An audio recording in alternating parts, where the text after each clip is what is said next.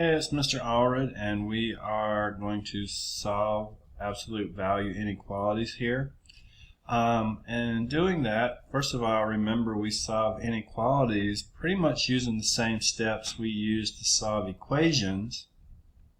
But then also remember that when we got to absolute value equations, that we decided we needed to isolate the absolute value and create two equations and solve it.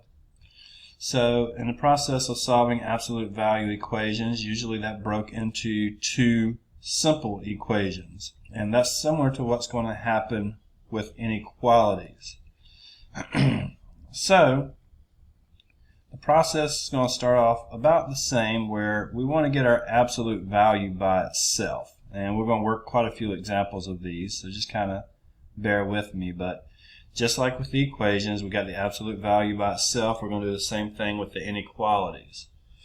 But in terms of making two inequalities, like we'd make two equations, it really depends on what type of inequality we have, whether we have a less than or greater than. And what we have here is the first option. If we have an absolute value inequality less than some number, then we're going to make a compound inequality by putting that number on each side, one side being negative and one side being positive.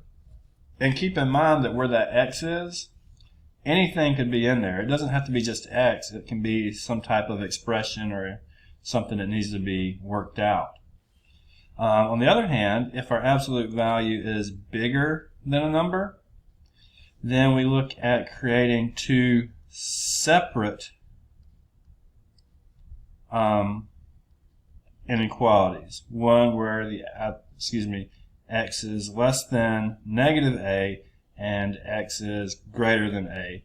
So in both cases, if you look at this, there's a way that we are dropping the bars just like we did with the equations, but at the same time we have to take into account what if what was in the absolute value was negative and change its signs.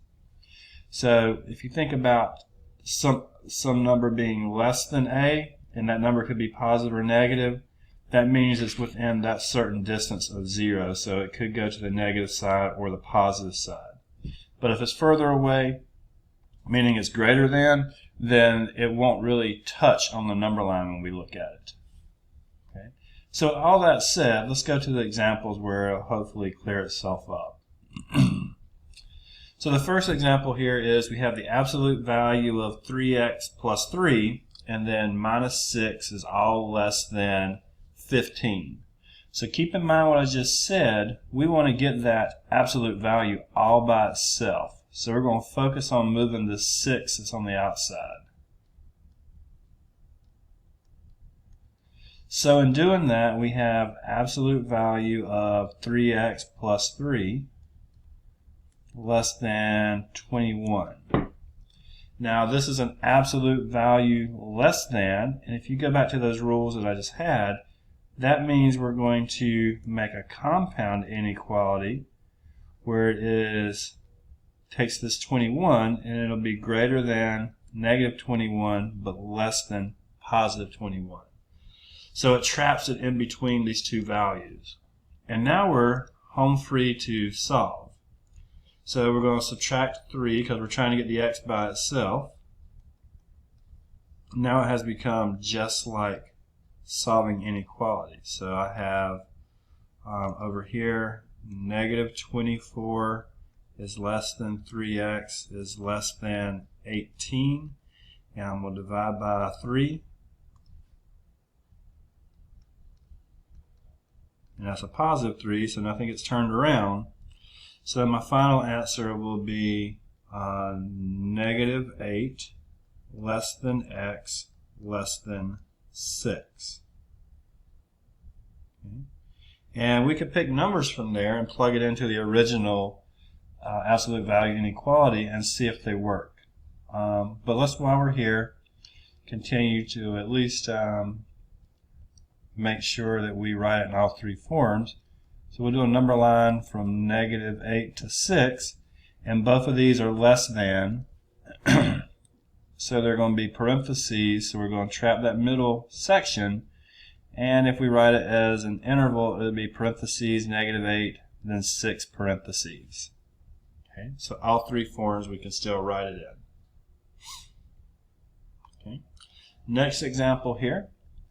We've got 2 times the absolute value of x plus 5, and that's all less than or equal to -10. So the first thing we notice is that the absolute value is multiplied by 2, so we're going to divide both sides by 2 to get that absolute value all by itself. Okay. So after I do that, I get absolute value of x plus 5 is less than or equal to -5. Now, this may not be the easiest place to catch this. You can work through this problem and actually solve it, and if you do, you will set up a compound inequality that makes very little sense. Okay? Because if you were to continue it, it would look like 5 is less than x plus 5, less than or equal to, which is less than or equal to -5, which something can't be bigger than 5 and less than -5 at the same time. So that just makes no sense. But if you catch the fact that you have an absolute value being less than or equal to a negative number, you can right off the bat understand that that's going to be no solution. Okay? So anytime you have this absolute value show up, we have steps for solving them, but if you're not paying attention, the steps are not foolproof. Okay? So no solution for that problem.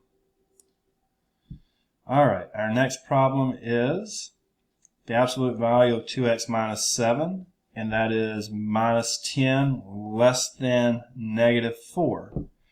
So pay close attention to this.